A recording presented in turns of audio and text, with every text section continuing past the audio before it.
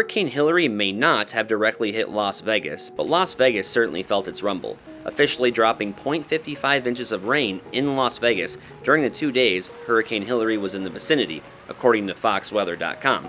Now we're going to check out Lake Mead a little later on in the video, and I'll show you guys the impact that the storm had on the lake, run the numbers by you, and even show you guys some before and after photos. But I really wanted to show you a boots on the ground perspective of what the experience on the strip was like during the storm, because it was such a unique thing to experience. And by the way, all the footage that you're seeing right now was shot by me during my short stay in Las Vegas, unless stated otherwise. And I gotta say, once the rain started coming down, all the tourists started running around like a bunch of chickens with their heads cut off. What I meant to say was, once the rain started coming down, it didn't take long for tourists to start seeking shelter. And a little while later is when the rain really started to pool in the streets, especially near the storm drains. Now, I've been to Vegas dozens of times over the last few years, but I've never been on the strip when it rained like this. And despite the strong winds and heavy rainfall, drunken tourists still made it out on the strip.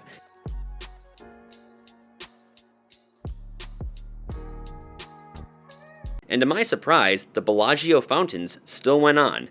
I really wasn't expecting that, but hey, they always put on a good show. According to foxweather.com, Hurricane Hilary dumped 3 to 6 inches of rain across various parts of Southern California and Nevada, with isolated amounts reaching up to 10 inches. But again, Las Vegas officially only received 0.55 inches of rain. It's also worth noting that Palm Springs in Southern California even got half a year's worth of rain in just a 6-hour period, and it definitely showed. But what about all that water that hit Las Vegas? Where does it all go? Well, if you're thinking Lake Mead, you would be correct. Once the water enters the storm drains, it makes its way through a series of underground tunnels and washes. Yes, the same tunnels that those very same homeless people live in, also referred to as mole people. And we'll touch base on that in just a moment. But all the water collected in the tunnels, washes, and channels eventually flows to Las Vegas Wash, which eventually ends up pouring into Lake Mead. And here's a picture that shows some of the washes in the city. These are the major ones in Las Vegas. And as you can see, all the water flows to Las Vegas Wash and then ends up at Lake Mead.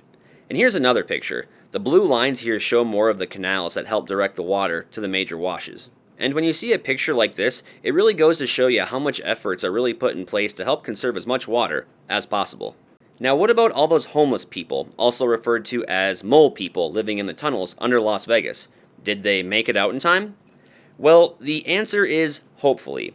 According to Fox 5 Las Vegas, before a major storm hits, it's common practice for officials to make their way to the tunnels to clear debris and put up notices alerting the homeless of the storms, potential floods, and what they can do and where they can go to get assistance. And according to 8 News Now Las Vegas, there is 600 miles of tunnels underneath Las Vegas and roughly 1,500 homeless people living in them, and when the water is gushing through these tunnels, it can actually reach up to speeds of 30 miles per hour. At this point, though, I think it would be fair to say that probably not everyone got the message, and what happens, happens.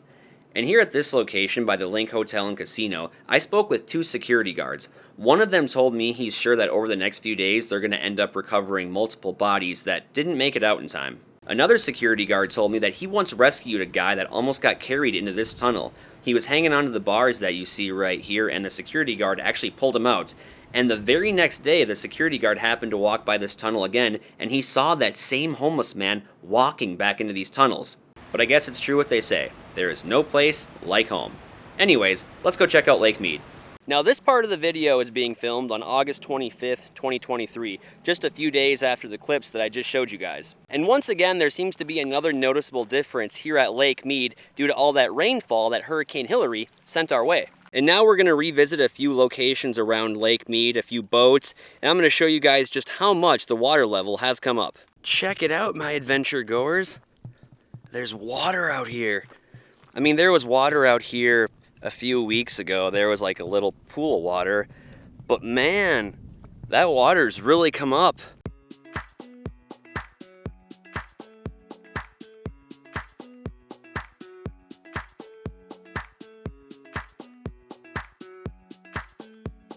Bet you there hasn't been water in here, I don't know, maybe 5 years plus? I was gonna try to drive around down there so I could park and then go up on that hill over there and get some before and after photos, but I think we're gonna have to take the long way today. That is so crazy. A couple months ago, you were able to drive right through this stuff. if you had 4x4 or you were smart enough not to get stuck, like me. About 1 week before Hurricane Hilary set in, the water level on August 12th measured at 1,062 feet, and as of this video being made on August 28th, the water level now measures at 1,064 feet. Altogether, in the time Hurricane Hilary came and went, the water level saw a 2-foot increase, and it's definitely showing.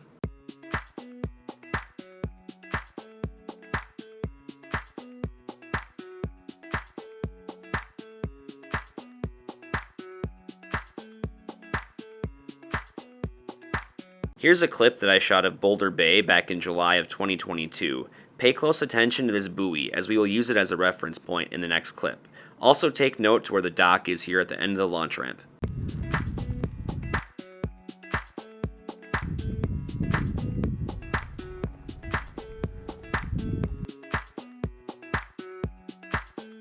After roasting my ass off in the hot sun at Boulder Bay, I decided to make my way out to Government Wash and see if the famous speedboat is still sticking up out of the water.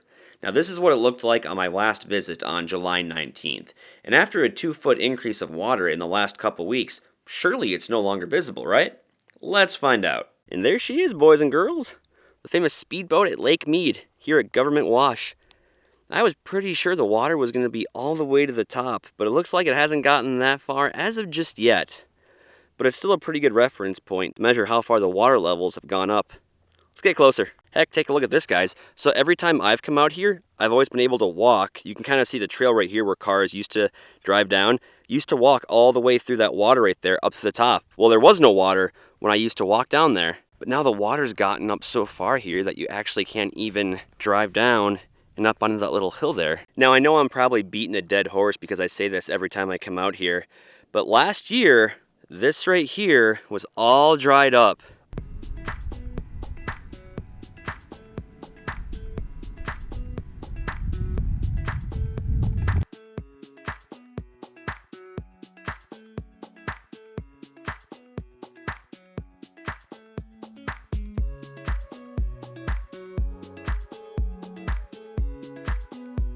It's just so crazy to think that you can come out here about every couple of weeks and there's such a huge change, whether the water level is increasing or decreasing.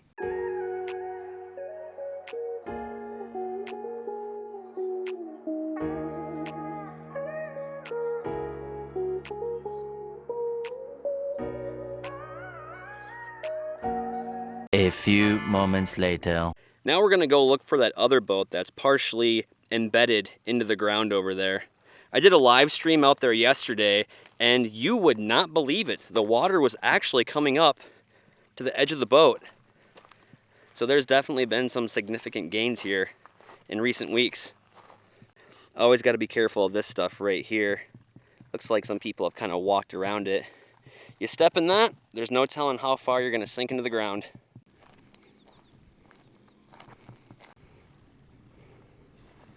Tell you what, another good couple really good downpours in the Las Vegas area. The water level goes up maybe another couple feet. That one is gonna be gone.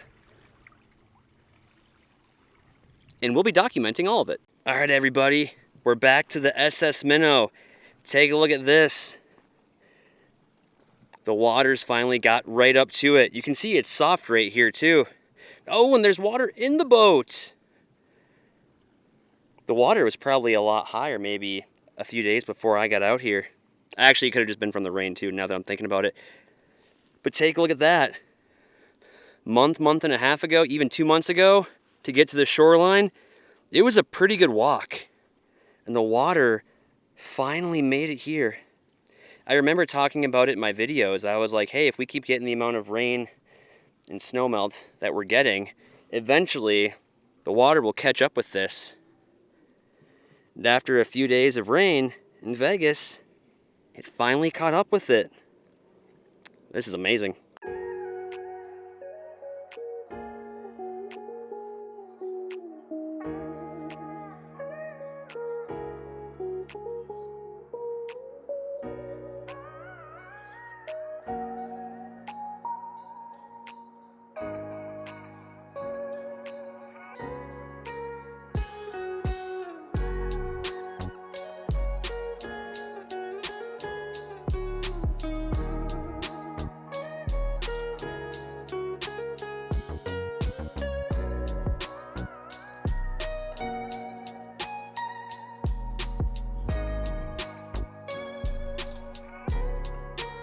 Now, even though lake levels are up and the hurricane has passed, one part of Lake Mead that didn't get so lucky was Las Vegas Harbor.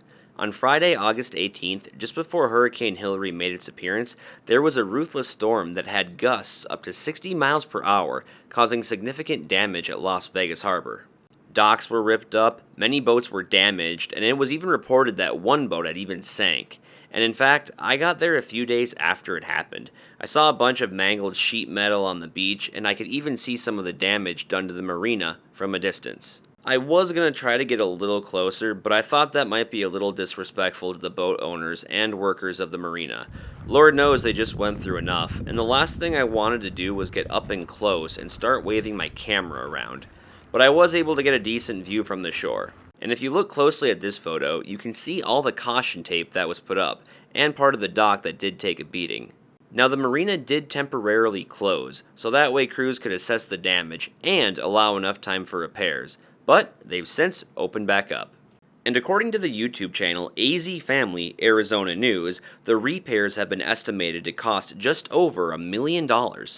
In one of my most recent videos, a few of you guys were commenting and asking if the Echo Bay Resort had been torn down yet, and I simply just didn't know because I hadn't been out there for a while, but we're actually a few miles away from the Echo Bay area right now, so we'll be there in a few minutes and we're going to find out if they started to tear it down. Stay tuned!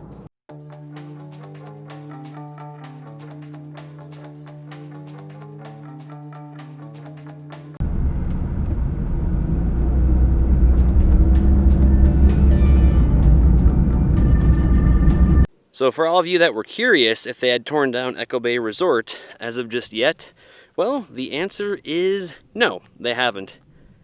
It's still up for the time being, and it looks like they may have started gutting it and just getting all the stuff out. Probably have a long ways to go as of just yet. But yeah, the old Echo Bay Resort. I love that restaurant sign. I wish I could keep that. And there actually is some information here of the demolition company, so I'm going to show you guys that here. Here's all the information. Project name: demolish outdated infrastructure to enhance scenic features and visitor experience. Permittee: core contracting group. There's all the information that you got right there. Looks like we got 2 storage containers here. Now my view is, I find it really important to document stuff like this, because if you think about it, 2, 3, 4, 5 years down the road, when this is all flattened and there's not a sign of it left, people are going to come out here and they're never going to know that there was once a resort out here. Sure, people can tell stories and show videos, etc., but yeah, eventually one day people are going to come out here and they're just never going to know it was even there.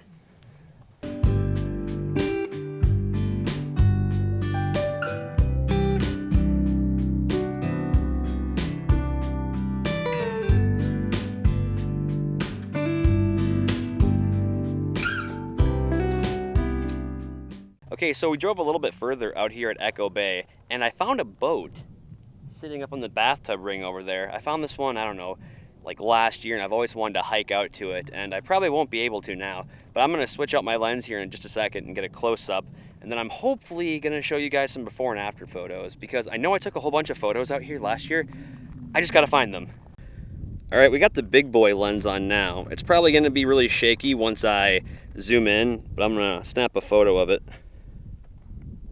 Okay, I got the big boy lens on now. I got it on a tripod, so it shouldn't be too shaky. But there's the boat. If you guys have any information on that one, be sure to let me know.